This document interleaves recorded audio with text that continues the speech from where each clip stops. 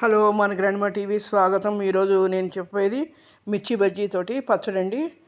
సింపుల్గా ఈజీగా అయిపోయే పచ్చడి, టేస్ట్ చాలా బాగుంటుంది.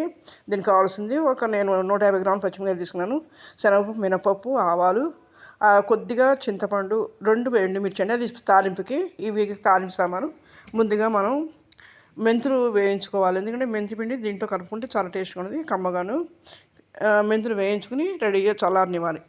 తర్వాత అదే బాండీలో కానీ లేదా నేను వేరే బౌల్లో వేసుకున్నాను. ఆ బౌల్లో కొద్దిగా నూనె వేసుకుని, నూనె కూడా ఎక్కువ పట్టదు, నూనె వేసుకుని మనం ఈ మిరపకాయని ముక్కలుగా చేసుకుని దాంట్లో వేసి మగ్గనివ్వాలి. మగ్గేటప్పుడు మూత పెట్టి నీళ్ళు పోసి మగ్గనివ్వాలి. ఒక 5 నిమిషాలు మగ్గిన తర్వాత ఆ నీళ్లు దాంట్లో యాడ్ చేసేయచ్చు.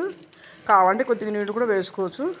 వేసుకుని బాగా మగ్గిపోతాయి. మగ్గిపోయిన తర్వాత వాటిని తీసి అందులోని చింతపండు, రుచికి సరిపడ ఉప్పు, పసుపు వేసి మనం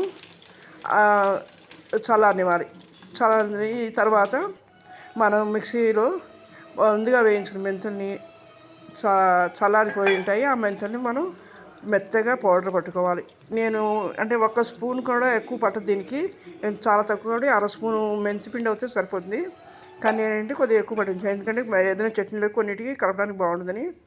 తర్వాత పట్టేసిన తర్వాత అదే బౌల్లో, అదే మిక్సీ గిన్నెలో, జార్లో ఇదే వేసి ఇవన్నీ వేసి రుచి ఉప్పు, చింతపండు, మిరపకాయలు వేసి మిక్సీ పట్టాలి. దాంట్లో మనం 1/2 స్పూను మెంతిపిండి వేసి కలుపుని అడిక్కిపోయి కలుపుని తర్వాత మనం తాలింపు పెట్టుకోవాలి.